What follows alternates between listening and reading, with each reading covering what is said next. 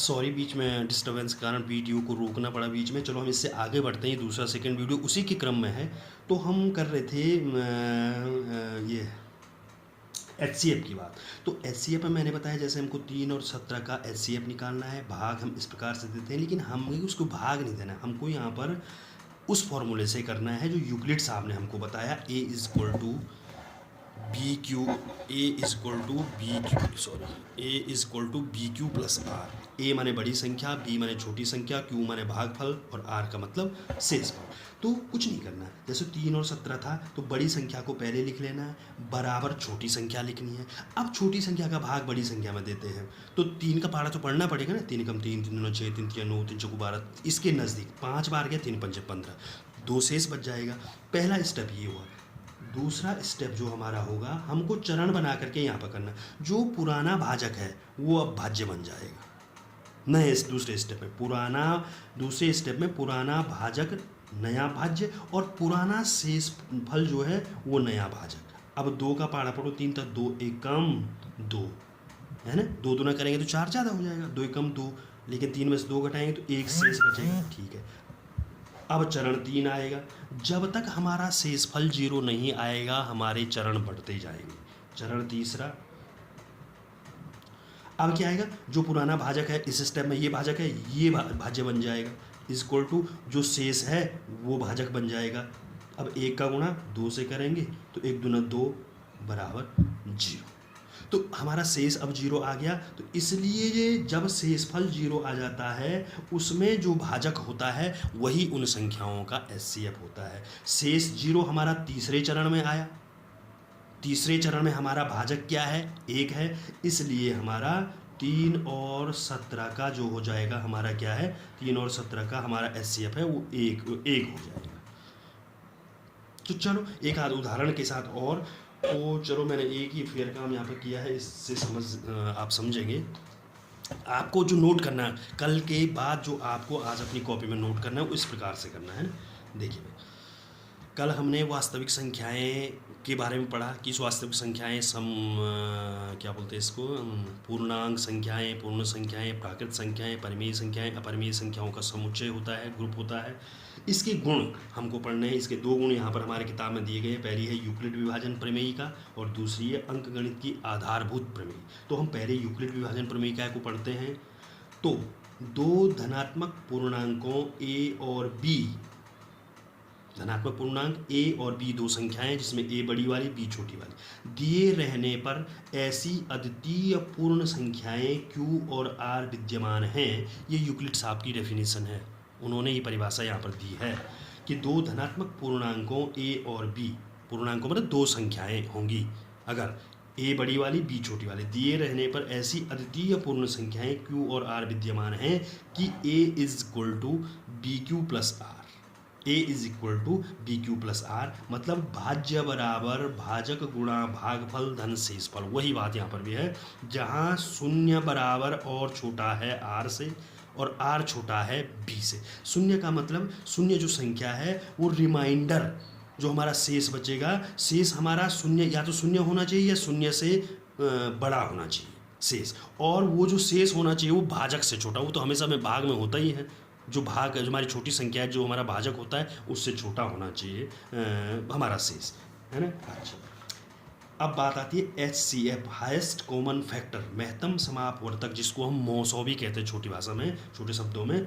तो इसको निकालना समझना है। मेन मकसद हमारा है कि यूक्लिड विभाजन प्रमेयिका के माध्यम से के द्वारा की विधि से हमको महत्तम समापवर्तक मौसो निकालना आना चाहिए यूक्लिड विभाजन प्रमेयिका की सहायता से। तो मौसो किसे कहते हैं, वह बड़ी सी बड़ी संख्या जो दी हुई संख्याओं को पूर्ण विभाजित कर सके मौसो कहलाती है।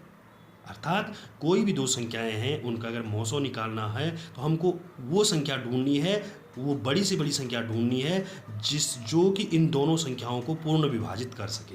तो सपोज दैट जैसे 9 और 30 का एचसीएफ निकालना है, 9 और 30 का एचसीएफ, पुरानी विधि से हम एचसीएफ निकालना है। देखो ऐसे तो निकालते थे कक्षा 6, 7, 8 में या 9 में भी।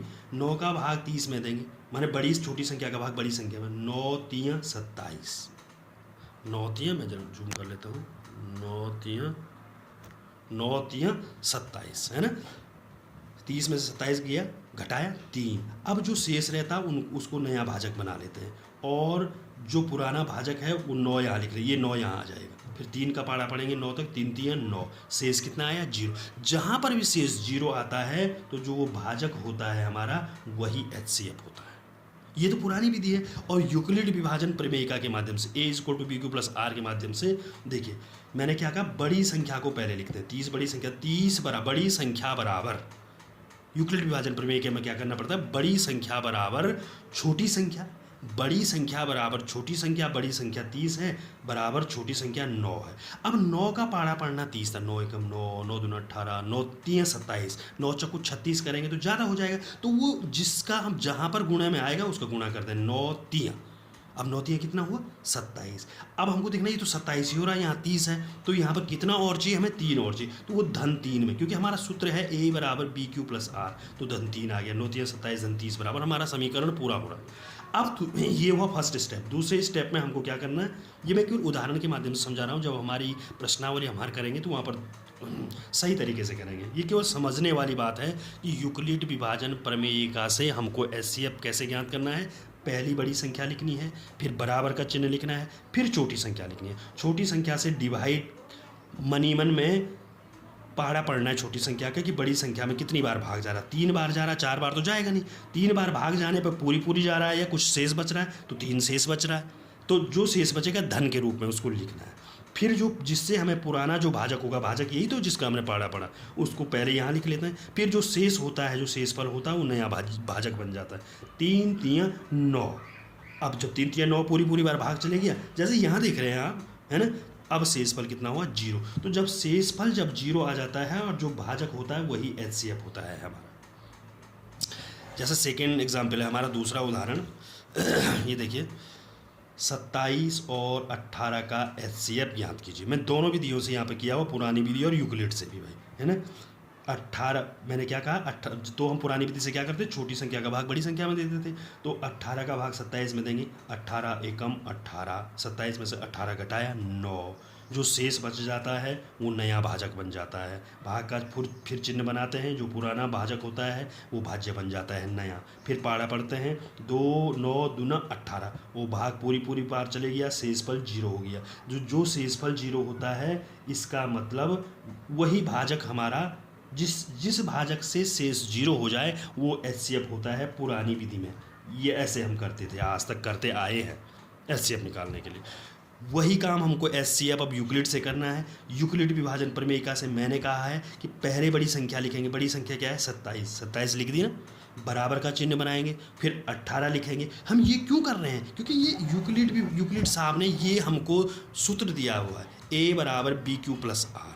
A बड़ी संख्या बराबर छोटी संख्या गुणा गया भागफल धन शेष।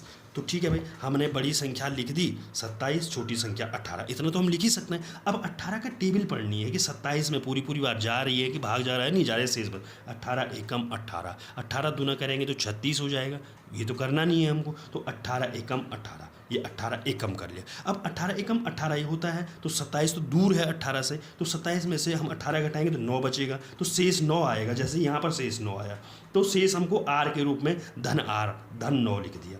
अब दूसरा स्टेप जो हमको करना है, ये तो फर्स्ट स्टेप है हमारा। दूसरा स्टेप जो हमारा है, वो जो पुराना भाजक, ये पहले स्टेप का भाजक है वो यहाँ आ जाएगा, ये 18 यहाँ आ गया, बराबर का चिन्ह बराबर का, पुराना शेष है वो यहाँ आ गया, ये यहाँ और ये यहाँ। अब इसका पाड़ा पड़ना यहाँ तक, 9 दूना 18, यहाँ तो शेष 0 अपने आप हो गया, धन 0। तो जब शेष हमारा 0 हो जाएगा जिस भाजक से, वही HCF है। तो यहाँ पर HCF कितना आया हमारा 9। मैं समझ रहा हूँ अभी आपको क्लियर नहीं हुआ। शिवांग, शिवराज, अशोक, शिवम, जिसको भी कहीं पर कोई दिक्कत होती है वो फ़ोन करके पूछ सकता है। ये अभी तो हम शुरुआत कर रहे हैं इसकी, अब जब हम इसकी प्रश्नावली शुरू करेंगे वहाँ पर हम क्वेश्चन को विधिवत रूप से, चरणबद्ध रूप से करेंगे, तो वहाँ पर आपको धीरे धीरे और क्लियर होता जाएगा। यहाँ पर भी कोई बड़ी बात नहीं है। HCF हम पहले से निकालना हम जानते हैं।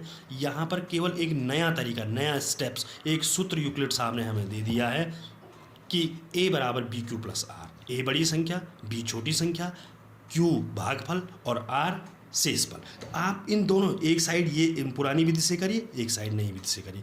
आपको आज कुछ नहीं करना है, आपको इतना काम उतार करके अपनी नोटबुक में नोट कर देना है। इसको मैं फ़ोटो खींच करके भी ग्रुप में भेज रहा हूँ आपके लिए, कक्षा 10 के लिए। और कल का काम अभी तक किसी ने चेक नहीं कराया। जो हमारे कल की वास्तविक संख्याओं की पूरी जानकारी थी वो अभी तक चारों के चारों बच्चों ने किसी ने चेक नहीं कराया। तो आप इस काम को भी कंप्लीट करके, कल के दिन का भी काम कंप्लीट करके चेक करवाइए, अपना भेजिए काम कि हमने सर ये कर दिया और हमारी क्वेरी ये है, हमको इस पॉइंट पे दिक्कत हो रही है।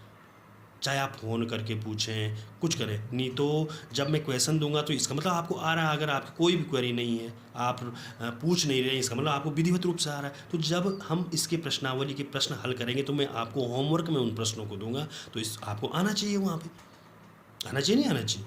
तो इसका मतलब आप अभ्यास करिए, और जहाँ पर दिक्कत होगी तब आपको उसी पॉइंट पे समझाया जाएगा, तो आपकी वो डाउट आपका क्लियर होता जाएगा।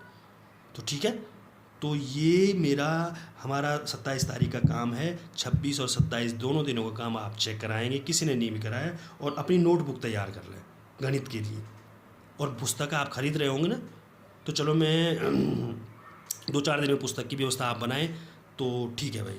तो ओके, आज की ये ऑनलाइन क्लास यहीं पर पूरी होती है। सभी का धन्यवाद। ओके।